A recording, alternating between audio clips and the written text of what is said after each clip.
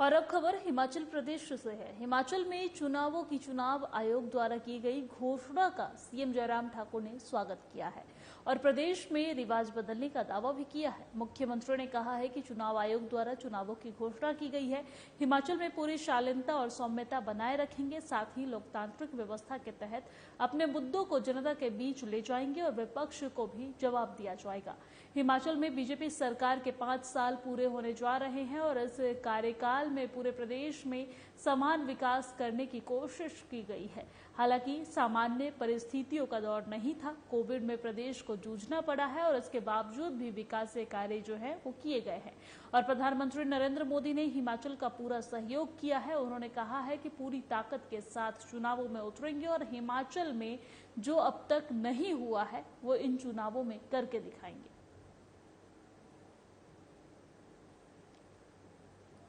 हो गई और चुनाव आयोग ने आज तारीखों की घोषणा भी कर दी।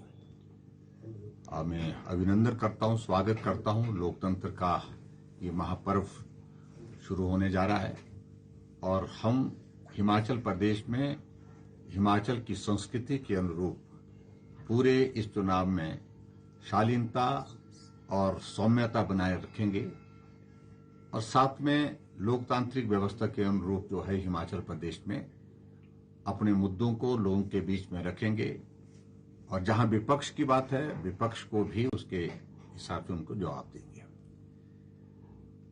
5 वर्ष का कार्यकाल भारतीय जनता पार्टी की सरकार का पूरा होने जा रहा है और हमने हिमाचल प्रदेश में हर क्षेत्र में समान विकास करने की कोशिश की है और उस दृष्टि से हम सफल भी हुए। और हिमाचल प्रदेश में जहां विधानसभा चुनावों का ऐलान हो गया है, वहीं विभिन्न राजनीतिक दल भी अपने अपने प्रत्याशियों के चयन में जुट गए हैं। ऐसे में हिमाचल प्रदेश के 68 विधानसभा सीटों पर भी इन दिनों राजनीतिक सरगर्मियां बढ़ गई हैं। वहीं हिमाचल प्रदेश की 12 विधानसभा सीटों पर सीपीआईएम ने भी चुनाव लड़ने की तैयारी कर ली है, जिसके तहत जिला कुल्लू की 2 सीट विधानसभा सीटों पर भी प्रत्याशियों की घोषणा हो गई है। वहीं कुल्लू विधानसभा क्षेत्र से हौतम सिंह सोंखला और आनी विधानसभा क्षेत्र से देवकी नंद विधानसभा चुनाव लड़ेंगे और सीपीआईएम ने भी इसके लिए गांव स्तर पर जाकर अभियान शुरू कर दिया है। कुल्लू में प्रेस कॉन्फ्रेंस को संबोधित करते हुए सीपीआईएम के प्रत्याशी हौतम सोंखला ने कहा है कि सीपीआईएम प्रदेश की 12 सीटों पर चुनाव लड़ने जा रही है। वहीं प्रदेश के विभिन्न सीटों पर भी सीपीआईएम अन्य दलों के साथ मिलकर चुनाव लड़ेगी, जिसके लिए जिला कुल्लू में भी सीपीआईएम ने तैयारियां शुरू कर दी है। हम लगातार लोगों के मुद्दों को लेकर लड़ते हैं, लोगों को संघर्ष में उतारते हैं। वो हमारे साथ जो गरीब जनता जुड़ी है उनका मानना, उनका कहना है कि पार्टी को चुनाव लड़ना चाहिए और उस उत्साह के साथ जो है कम्युनिस्ट पार्टी ने, हमारी जिला कमेटी ने, राज्य कमेटी ने तय की कि हम सदर कुल्लू से चुनाव लड़ेंगे और लोगों को उम्मीद है कि हमारे मुद्दे जिस तरह से आज सड़कों में उठाए जा रहे हैं तो विश्वास ये है कि विधानसभा के अंदर भी है। वो बात इसलिए है कि पिछली जो सरकार के अंदर जो 68 एमएलए थे उसमें मात्र 1 विधायक ऐसे थे जो सीपीआईएम के थे। और अखिल भारतीय कांग्रेस के राष्ट्रीय प्रवक्ता विंग कमांडर अनुमा आचार्य ने बिलासपुर जिला के घुमरावी उपमंडल के पत्रकारों को संबोधित करते हुए कहा है कि पिछले कल चुनाव आयोग के द्वारा जो आचार संहिता लगा दी गई है उसका स्वागत करते हैं और अब बीजेपी सरकार के सभी कार्यक्रमों में सरकारीकरण करने पर रोक लग गई है। उन्होंने कहा है कि सोलन में कांग्रेस के राष्ट्रीय महासचिव प्रियंका गांधी के कार्यक्रम में उमड़े हुजूम से हिमाचल में बदलाव तय है। उन्होंने कहा है कि कांग्रेस का पूरे देश में हमेशा से निष्ठा और रास्ता रहा है। प्रदेश में कांग्रेस की सरकार आने के 10 दिन के अंदर ओपीएस बहाल करके कर्मचारियों को पहला तोहफा दिया जाएगा। महिलाओं को 1500 रुपए हर महीने देने और 300 यूनिट तक बिजली मुफ्त प्रदान करने और युवाओं को स्टार्टअप योजना के अंतर्गत 650 करोड़ रुपए युवाओं को लोन देने का प्रावधान भी किया गया है।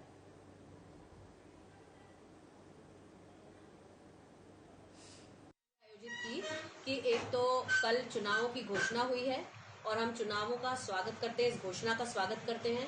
कांग्रेस पार्टी पहले ही इन चुनावों के लिए तैयारी कर रही थी और इससे कम से कम भारतीय जनता पार्टी के लोगों का सरकारी खर्च पर प्रचार बंद हुआ, तो उसका हम स्वागत करते हैं। और जो कांग्रेस की 10 गारंटी है वो अपने आप में ये सबूत देती है कि कांग्रेस पार्टी हमेशा हिमाचल के लोगों के प्रति एक निष्ठा के रिश्ते से बंधी हुई है।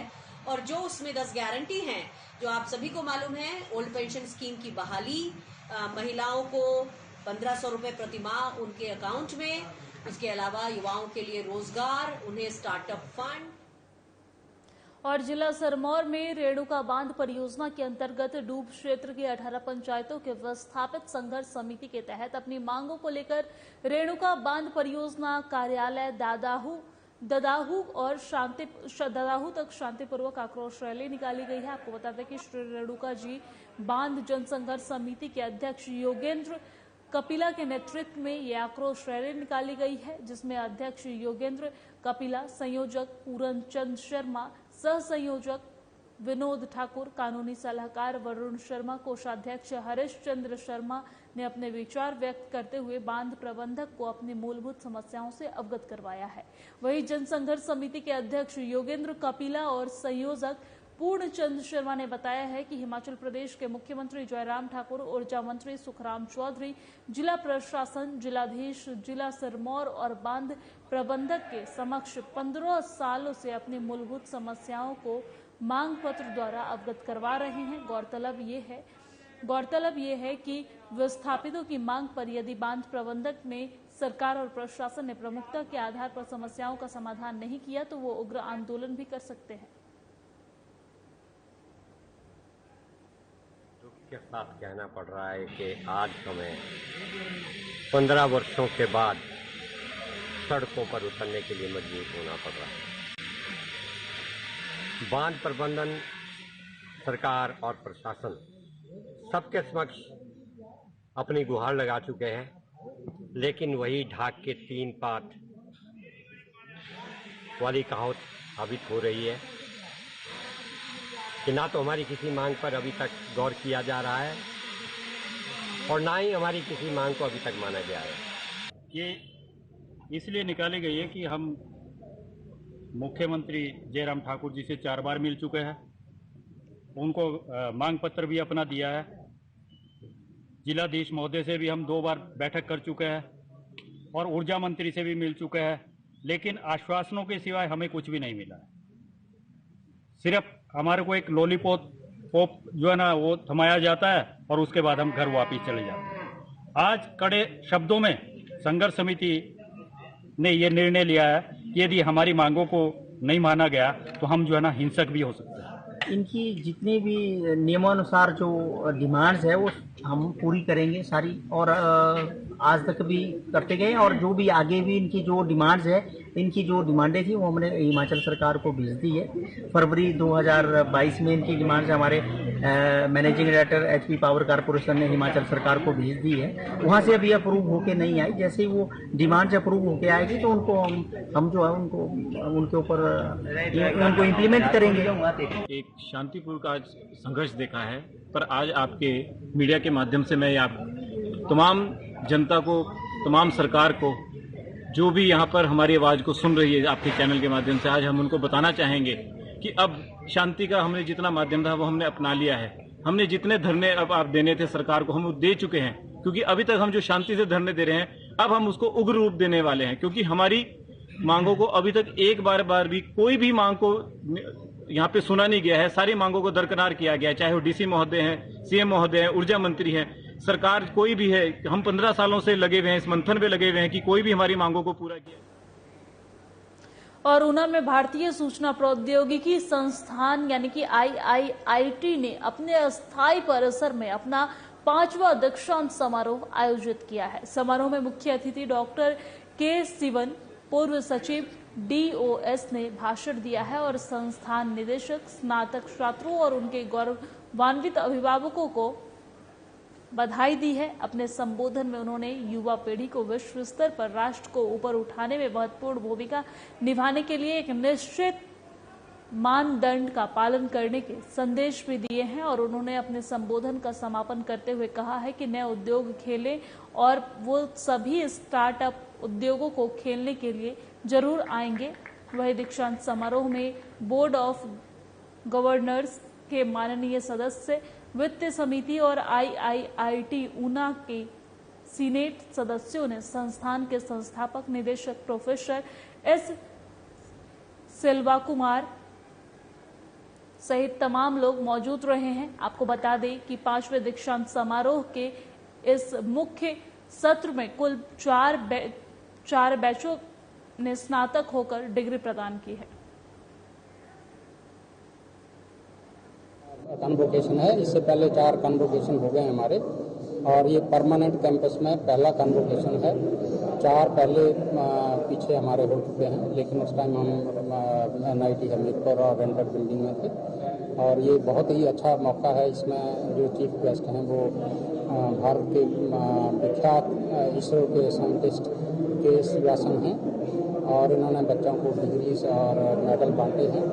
बहुत ही अच्छा दिन है आज हमारे इंस्टीट्यूट की हिस्ट्री में। नया इंस्टीट्यूट और पहला 5वां कन्वोकेशन, लेकिन पहला यहाँ पे हो रहा है। इससे 3 दिन पहले मोदी साहब ने इस इंस्टीट्यूट को देश के लिए समर्पित करा और ये पिछले 5-6 दिन में इतना भाग्यशाली रहा हमारा ये इस इंस्टीट्यूट के लिए, देश के लिए समर्पित हुआ इंस्टीट्यूट और उसके बाद ये 5वां कन्वोकेशन हुआ। बहुत ही भाग्यशाली ये हफ्ता रहा हमारा। और दीपावली के नजदीक आते ही रिज मैदान पर 5 दिवसीय दिवाली उत्सव का आयोजन किया गया है। नाबार्ड द्वारा 14 से 18 तक आयोजित इस मेले में स्वयं सहायता समूह द्वारा निर्मित उत्पाद बिक्री के लिए रखे गए हैं और मेले का उद्घाटन बागवानी सचिव RK परूथी ने किया है और इस अवसर पर उन्होंने कहा है कि दिवाली उत्सव में नाबार्ड द्वारा समर्थित स्वयं सहायता समूह के ग्रामीण महिलाओं और किसान उत्पादक संगठनों के किसानों द्वारा तैयार किए जा रहे उत्पादों की प्रदर्शनी लगाई गई है।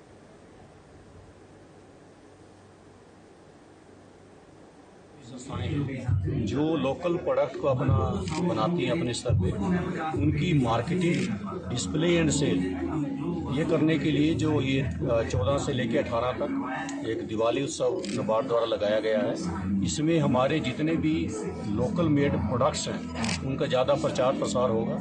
इन लोगों की आपस में इंटीग्रेशन कराएंगे, बेहतर मार्केटिंग कैसे कर सकते हैं और इनका जो ऑनलाइन जो है फर्दर जो मार्केटिंग में इनकी कैसे हेल्प कर सकते हैं। इनकी जो प्रॉब्लम्स जो इनको लोकल लेवल पे रॉ मटेरियल की हैं या बाकी मार्केटिंग में है, उसमें बैठ के नाबार्ड के साथ डिस्कस करेंगे और ये इनके साथ ही बैठ के इनके लिए कोई ऐसी स्कीम बनाएंगे ताकि इनको परमानेंट एक स्टेशन मिले कहीं पे भी, क्योंकि सेल सेंटर में तो आप मेलों में लगाते हैं, आपको मोबिलिटी करनी पड़ती है।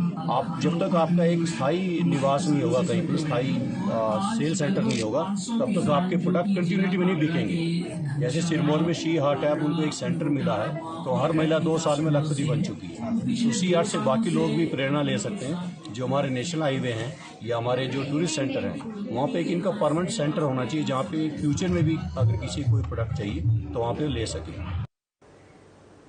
और मेरे साथ हिमाचल प्रदेश की खबरों में फिलहाल इतना ही। मुझे दीजिए इजाजत। नमस्कार।